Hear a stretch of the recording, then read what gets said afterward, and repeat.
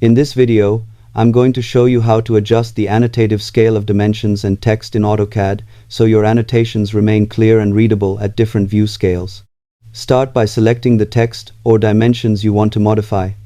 Next, make sure the objects are set to Annotative by enabling the Annotative property in the Properties panel. Once that's done, move to the bottom right corner of the AutoCAD interface and enable annotation visibility, so all annotation scales become visible in the drawing.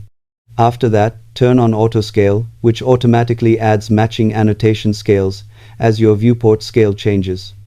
Now select your text or dimensions again and adjust the annotation scale from the status bar until the size appears correct and easy to read. If the text looks too large or too small, simply switch between scales until you find the best fit for your layout. Using annotative scaling helps maintain consistency across viewports and prevents annotation sizing problems when printing drawings.